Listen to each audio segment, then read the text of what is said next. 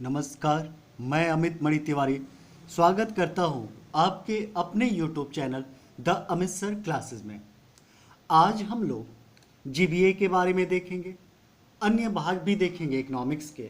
तो आज national income का जो पार्ट होगा ये थर्ड पार्ट होगा और लास्ट पार्ट भी होगा। देखिए, जीबीए के बारे में हम बात करें तो जीबीए है क्या।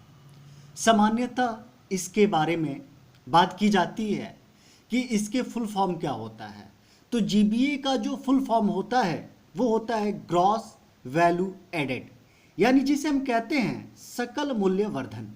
ठीक है, अब इस सकल मूल्य वर्धन का मतलब क्या होता है, क्या इसका उपयोग है। ठीक है, तो बात करें तो इसकी शुरुआत जनवरी 2015 के बाद की गई। ठीक है, जबकि इसकी समापन 2018 में आरबीआई द्वारा कर दिया गया। क्या है ये जीबीए? तो कहते हैं किसी देश के आर्थिक समृद्धि और आर्थिक विकास का ये मापन करता है। ठीक है, जो जीबीए होता है वो किसी देश के आर्थिक समृद्धि और आर्थिक विकास का मापन करने वाला होता है। 2015 से पहले हमारे यहाँ आर्थिक समृद्धि और आर्थिक विकास का मापन जीडीपी के आधार पर किया जा रहा था। ठीक है, उसके बाद 2018 के बाद हमने जीडीपी के आधार पर आर्थिक समृद्धि और आर्थिक विकास का मापन करने लगे। ऐसा क्यों? क्योंकि विश्व के अन्य जो देश थे वो अपने देश की आर्थिक समृद्धि और आर्थिक विकास का मापन ऑलरेडी जीडीपी के आधार पर कर रहे थे। यही कारण है कि हम लोग भी अपने देश के जो आर्थिक समृद्धि और आर्थिक विकास का मापन पुनः जीडीपी के आधार पर करना चालू किए। ठीक है, अब ये है क्या जीपीए?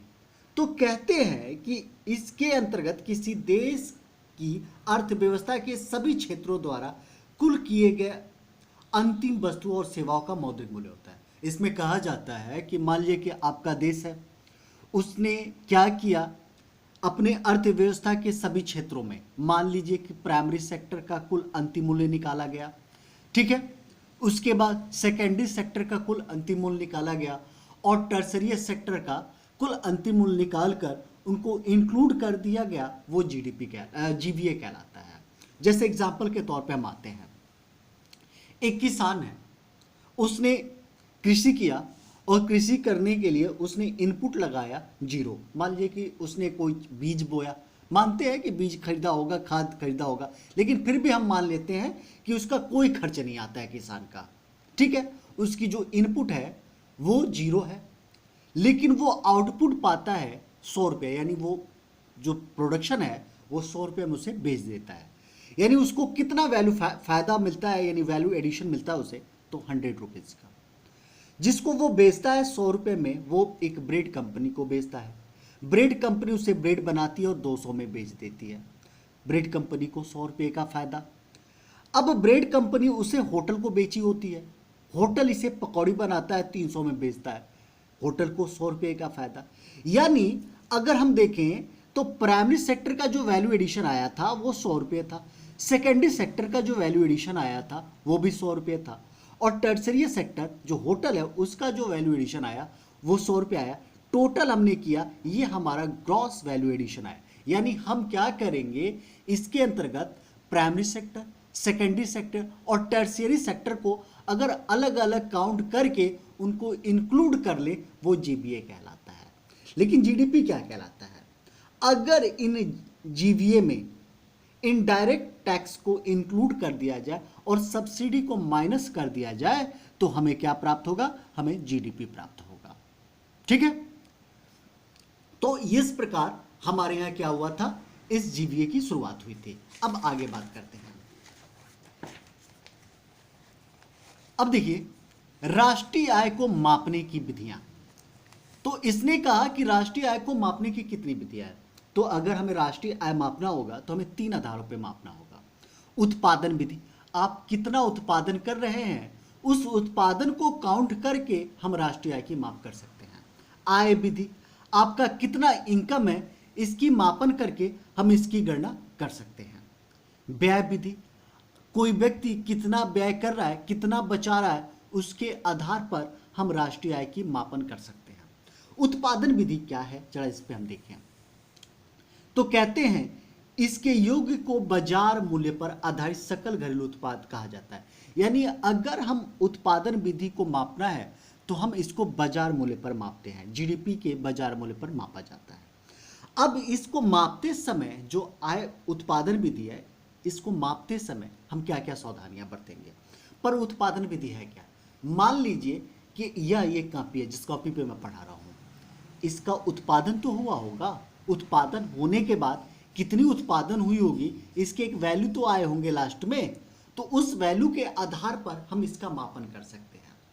अब कहा जा रहा है कि इस उत्पादन विधि में उत्पादन को मापने के लिए कुछ सावधानियां बरतनी होगी, जैसे कि इसमें पुरानी वस्तुओं के क्रय विक्रय को नहीं शामिल करना है, कि आपने क्या किया कि जो पुरानी वस्तु थी उसके क्रय विक्रय को नहीं शामिल करेंगे। दूसरी चीज है, शामिल की जाने वाली उत्पादित वस्तुएं उसी वित्तीय वर्ष की होनी चाहिए। जैसे 2020 चल रहा है ना, तो वो जो वस्तु उत्पादन हुआ है वो 2020 का होना चाहिए, ना कि 2019 का। ठीक है। फिर तीसरा कह रहा है माध्यमिक वस्तुओं का मूल्य नहीं जोड़ा जाना चाहिए। जैसे पहले भी हमने बताया था कि माध्यमिक वस्तुएं क्या है, जैसे कि किसान ने गेहूं उत्पन्न किया, उससे ब्रेड के मालिक के पास बेचा, उसने ब्रेड बना के होटल के पास बेच दिया, तो जो अंतिम वस्तु होटल है ना, वहां से जो पकौड़ा बन रहा है ना, पकौड़े का ही जो टैक्स है वही गिना जाएगा जीडीपी के अंतर्गत। ठीक है। अब कह रहा है, चौथा कह रहा है पिछले वित्तीय वर्ष के रखे स्टॉक के मूल्य को वृद्धि राष्ट्रीय उत्पाद को प्रभावित नहीं करेगा। अब ऐसा नहीं कि आप पिछले स्टॉक को रखें और कहें कि ये भी क्या है, हमारा उत्पादन है। आपको उसी वित्तीय वर्ष का उत्पादन करना चाहिए और उसी को बेचना चाहिए। नेक्स्ट आगे बढ़ते हैं, आय विधि। अब देखिए हमें आय करने के लिए क्या करना होगा। हम आय तभी जनरेट कर सकते हैं जब हम उत्पादन करेंगे, उत्पादन के द्वारा ही हमें आय प्राप्त होगा। और ये उत्पादन करने के लिए हमारे पास क्या होना चाहिए, हमारे पास भूमि होना चाहिए। भाई भूमि होगी तभी तो हम कंपनी लगाएंगे। श्रम होना चाहिए, यानी मजदूर होने चाहिए। जब तक मजदूर नहीं होंगे तब तक हम कंपनी लगा नहीं सकते। हमारे पास पूंजी होना चाहिए, ये पूंजी या तो पर्सनल हो या तो हम ब्याज के रूप में ले कंपनी स्थापित करने के लिए। हमारे पास उद्यम होना चाहिए, अर्थात हम क्या है, हमारे पास इंजीनियर होने चाहिए। जोखिम होना चाहिए, यानी हम इस कंपनी को लगाने के लिए रिस्क भी लेने की क्षमता रखते हो।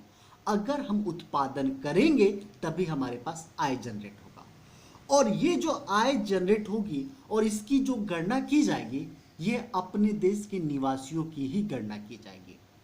इसके अंतर्गत क्या क्या सावधानियां बरतनी होगी। ठीक है, तो जरा ध्यान दीजिएगा। वृद्धा पेंशन, बेरोजगारी भत्ता, छात्रवृत्ति इत्यादि को आय विधि में नहीं जोड़ा जाएगा। ठीक है, क्योंकि जो ये सब चीज है ना, ये एक तरफा भुगतान है, यानी ये सरकार की तरफ से भुगतान किए जा रहे हैं, ना कि इनके तरफ से कोई कार्य किए जा रहे हैं। ठीक है।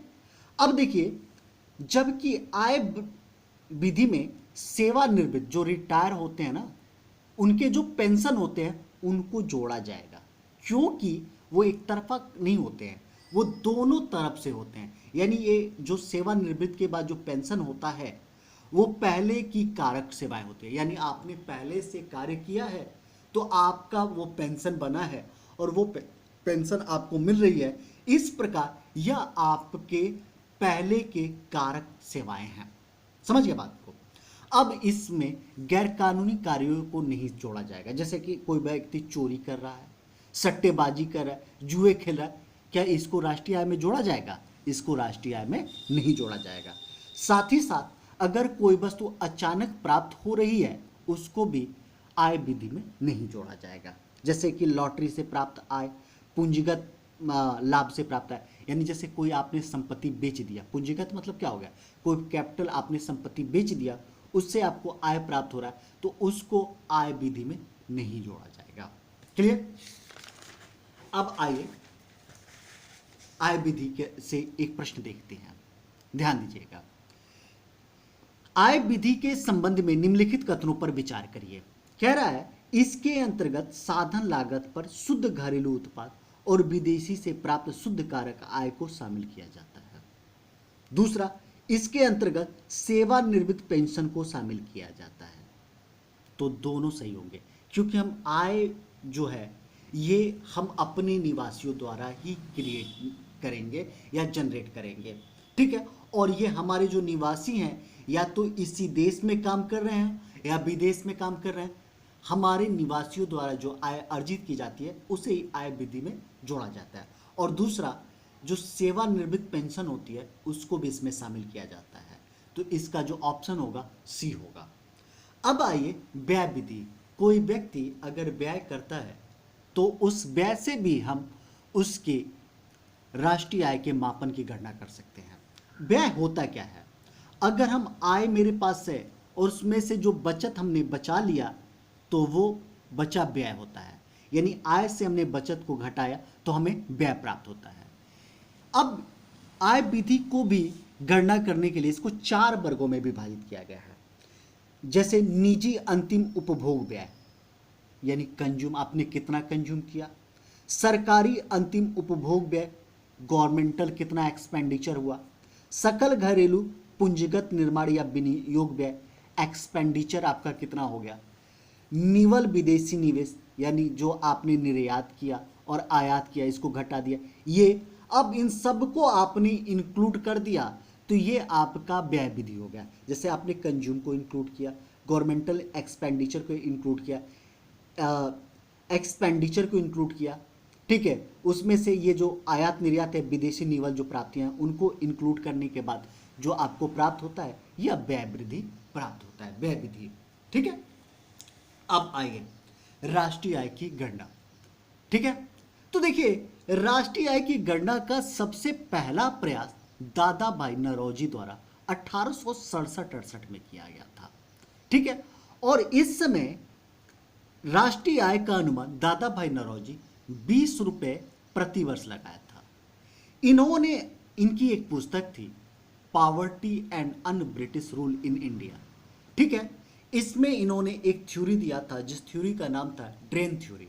ड्रेन थ्योरी का मतलब हो गया नाला, समझ लीजिए कि इन्होंने बताया कि जो ब्रिटिशर्स हैं हमारे यहाँ से पैसे उस प्रकार ले जा रहे हैं जैसे कि नाले से पानी बहता है। जो ड्रेन होते हैं ना, नाले होते हैं ना, गटर, उस गटर से जिस प्रकार से पानी बहती है उस प्रकार से हमारे यहाँ से पैसे क्या हो रहे हैं, ब्रिटेन को जा रहे हैं, ठीक है। इस प्रकार इन्होंने ड्रेन थ्योरी, जिसे हम हिंदी में कहते हैं धन निष्कासन, ड्रेन थ्योरी में इन्होंने अनिष्टों का अनिष्ट शब्द का प्रयोग किया था। तो ये कई बार प्रयोग आता है कि अनिष्टों का अनिष्ट शब्द किसने प्रयोग किया था, दादा भाई नौरोजी। किस में? तो कहते हैं ड्रेन थ्योरी में। उसके बाद 1901 में कर्जन ने भी राष्ट्रीय आय की गणना का कार्य किया था और इन्होंने भारत के राष्ट्रीय आय को 30 रुपये प्रति वर्ष बताया, ठीक है। कर्जन 30 रुपये और दादा भाई नौरोजी 1867-68 में 20 रुपये प्रति वर्ष। फिर औपनिवेशिक काल में सबसे बेहतर अगर राष्ट्रीय आय की गणना की बात की जाए तो डॉक्टर VKRV राव द्वारा 1931-32 में किया गया था। ये कई बार पूछा जाता है, डॉक्टर VKRV राव ये 1931-32 में राष्ट्रीय आय की गणना किए थे और इन्होंने प्रति व्यक्ति आय के बारे में भी बताया था, ठीक है। अब बात करें तो स्वतंत्र भारत में राष्ट्रीय आय का सबसे पहला सरकारी अनुमान 1948-49 में वाणिज्य मंत्रालय द्वारा किया गया था, ठीक है। किसके द्वारा किया गया था? वाणिज्य मंत्रालय द्वारा। और बाद में 1949 में प्रोफेसर PC महालनोबिस की अध्यक्षता में एक राष्ट्रीय आयोग की गठन किया गया था। क्लियर? अब आइए बात करते हैं अब केंद्रीय सांख्यिकी संगठन। अगर कहा जाए तो वर्तमान समय में केंद्रीय सांख्यिकी संगठन ही राष्ट्रीय आय की गणना का कार्य करता है, ठीक है। जबकि भारत के आर्थिक सर्वेक्षण, जो आर्थिक सर्वेक्षण हर साल पेश होता है ना, जब बजट पेश होने के बाद आर्थिक सर्वेक्षण पेश किया जाता है, प्रत्येक वर्ष सरकारी तौर पर भारत सरकार के वित्त मंत्रालय द्वारा। अगर जो आर्थिक सर्वेक्षण है ये भारत सरकार के वित्त मंत्रालय द्वारा प्रत्येक वर्ष जारी किया जाता है। ठीक है, अब प्रश्न आता है कि केंद्रीय सांख्यिकी संगठन की स्थापना कब हुई थी? तो इसकी स्थापना 2 मई 1951 को हुई थी। इसका मुख्यालय नई दिल्ली में है। ठीक है, और इसकी औद्योगिक सांख्यिकी शाखा जो इंडस्ट्रियल स्टैटिस्टिक्स विंग्स है यह कोलकाता में है। ठीक है, तो ये ध्यान रखिएगा, मैं पिछली क्लास में सीएसओ के बारे में इसकी जो शाखा मुख्यालय में बता दिया था वो कोलकाता बताया था, तो इसको सुधार कर लीजिएगा। ये मुख्यालय जो है नई दिल्ली है और इसकी औद्योगिक सांख्यिकी शाखा जो है वो कोलकाता में है।